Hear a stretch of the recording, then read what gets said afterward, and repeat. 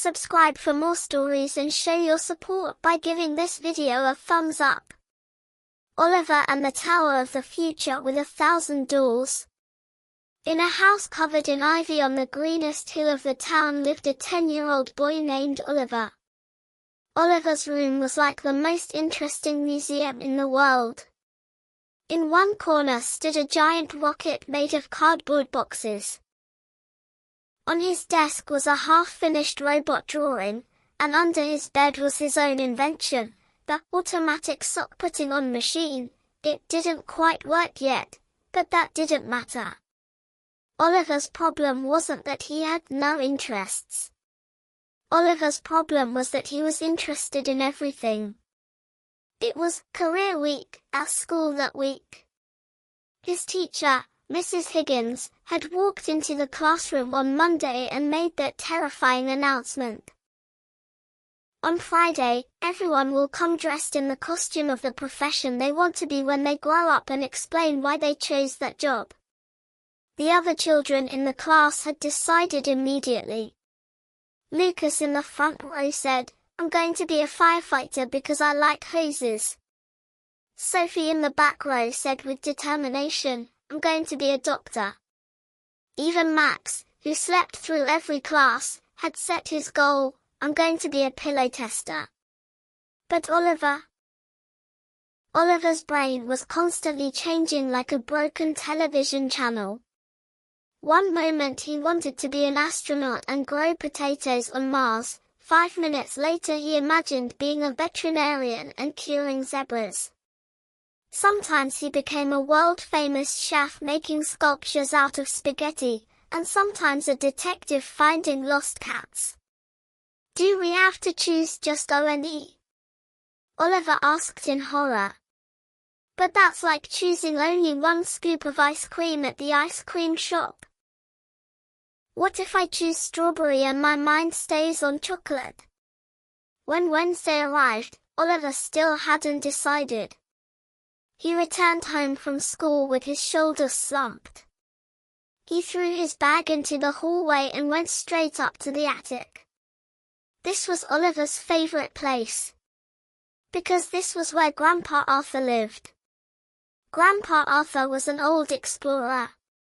He had traveled all over the world, drawn maps, and even claimed to have once cooked an egg on the edge of a volcano. Arthur was sitting in his rocking chair, polishing a strange brass telescope in his hand. "Hello, Oliver," said Arthur, seeing the cloudy expression on his grandson's face. "Your face looks like the ocean before a storm. What's the trouble?" Oliver sat on an old chest. "Mrs. Higgins wants us to decide what we want to be by Friday, Grandpa. But I can't choose. If I become an astronaut, I won't be able to see the oceans. If I become a marine biologist, I won't be able to go to space. To make a choice means to give up on everything else. That is very scary." Grandpa Arthur smiled. He lowered his glasses to the tip of his nose. "Ah, I see. You've caught the curse of the single path, Dot." "The curse of the single path?" "Yes. The illness where people think life is a single-lane road. But let me tell you a secret, Oliver, life is not a highway. Life is a tower with thousands of doors." Grandpa handed the brass telescope to Oliver. "This is my telescope of possibilities. You can't look into the future with this, no. But with this, you can watch the potentials inside you like a movie. Would you like to try?" Oliver took the telescope suspiciously. "How does it work?" "Just hold it to your eye," said Grandpa. "And think of the first profession that comes to your mind. Focus." Oliver closed his eyes. "Astronaut," he thought.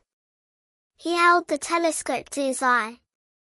Suddenly, the attic faded away.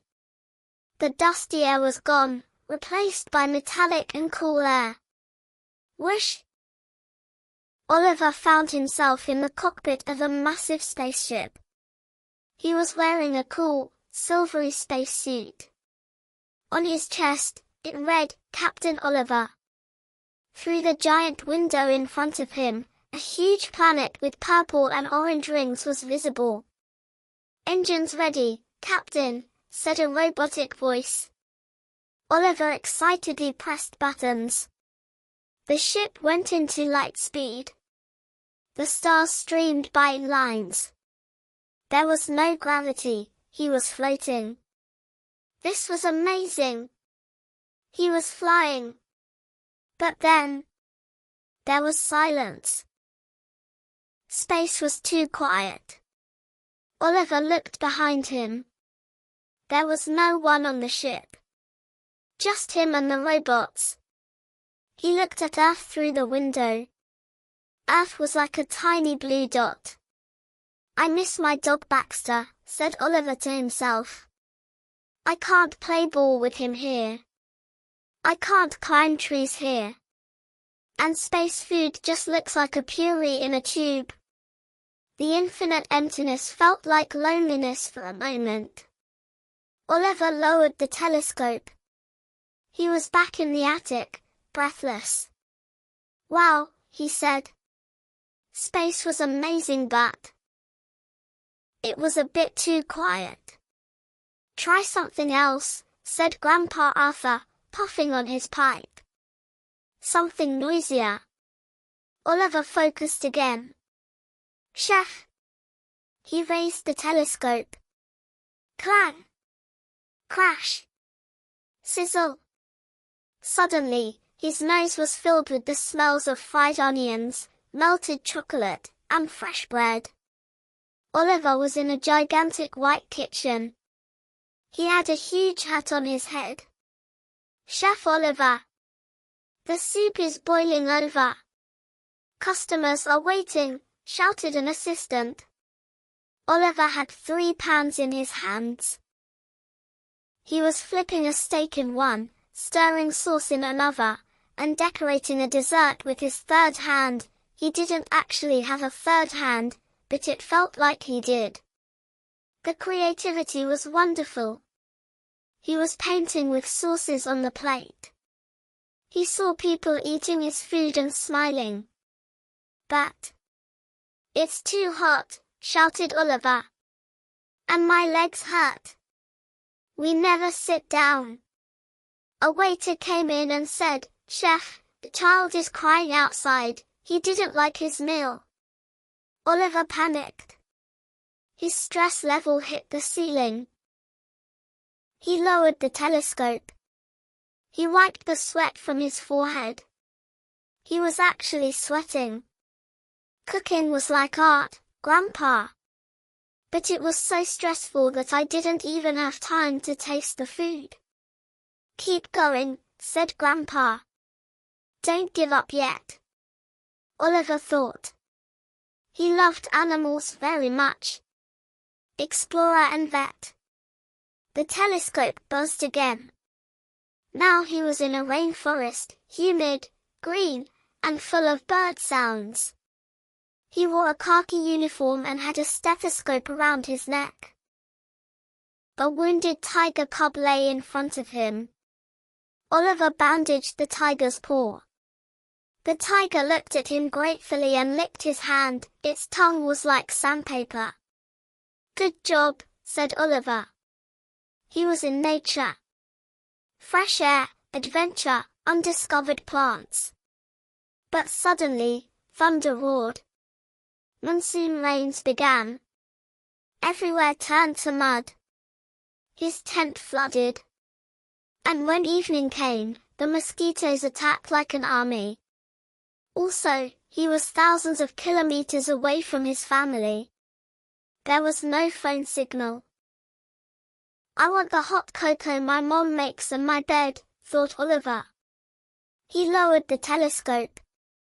This time his face was a bit more sullen. Oliver gave the telescope back to Grandpa.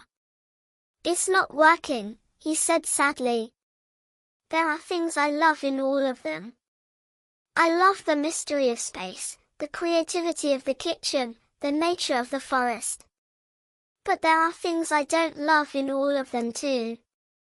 And in all of them, I miss out on the other things. I am a failure, Grandpa. I won't be anything. Grandpa Arthur laughed. But it wasn't a mocking laugh, it was a warm and embracing laugh.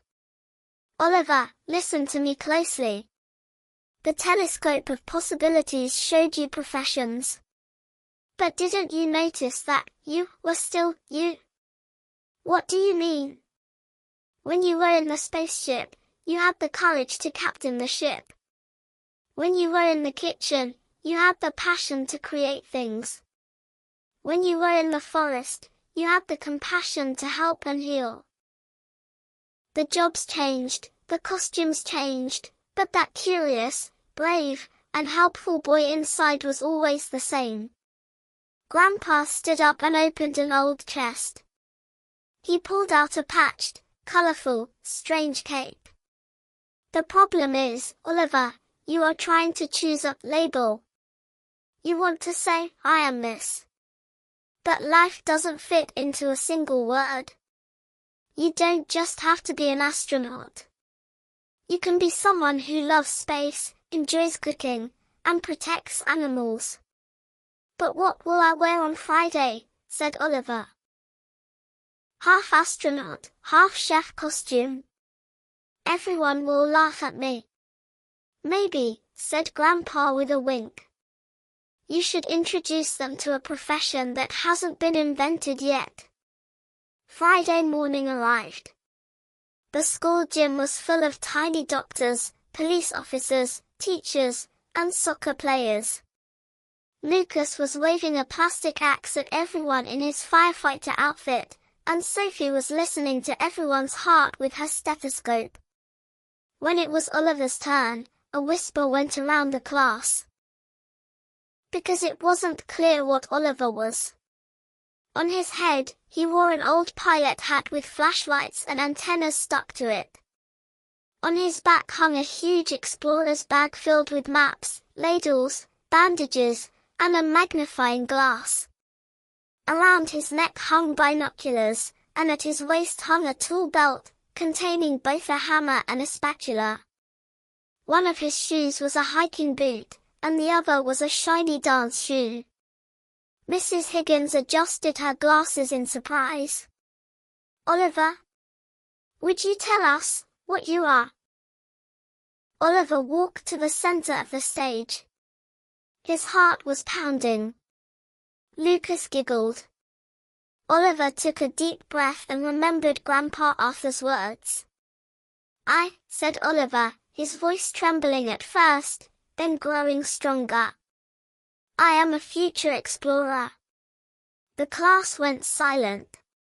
Future explorer, asked Maximum, there is no such profession. Not yet, said Oliver, smiling. Look, I love space, but I also love Earth. I love cooking, but I also love healing animals. I didn't want to choose one and throw the others away. He started taking items out of his bag. Maybe when I grow up, I'll be a chef who cooks on a space station. Or a scientist who finds undiscovered plants in forests and makes medicine from them. Or maybe an engineer who designs robotic animals. Oliver looked at the class. I don't know what I'm going to be when I grow up yet. And I think that's a great thing. Because if I become just one thing, I'll miss out on everything else. When I grow up, I will be someone who learns something new every day, wonders, and solves problems. The name of my job might change. But I will always be the curious Oliver. There was a deep silence in the class. Then, a sound of applause came from the very back row. It was Mrs. Higgins. Wonderful, said his teacher. That is truly a wonderful perspective, Oliver.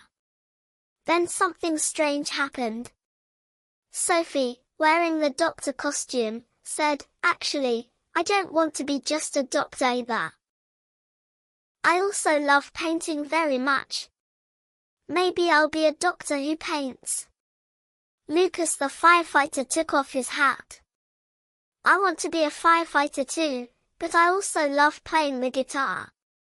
I could start a fire department band." Suddenly the class was in chaos. Everyone started talking about their other dreams outside of the uniform professions they had chosen. Dancing lawyer, cake baking soccer player, gardener who goes to space. When Oliver stepped down from the stage, he felt lighter than he ever had before. The burden of making a choice had been lifted from his shoulders. That evening, Oliver went up to the attic again. Grandpa Arthur had fallen asleep over his map. Oliver looked out the window at the starry sky. He was no longer afraid when he thought about the future. He didn't see the future as a single door that had to be entered. The future, as Grandpa said, was a huge tower with thousands of doors, fun to climb. And in Oliver's hand, there was only one key that could open all the doors: curiosity. Oliver took the spatula from his tool belt, walked towards his rocket, and called his dog Baxter to his side. "Come on, Baxter," he said. "Let's make plans to open the first pizza shop on the moon. But first, we need to perform surgery on this wounded teddy bear." Oliver didn't know what he would be anymore. And this was the most beautiful feeling in the world. The end.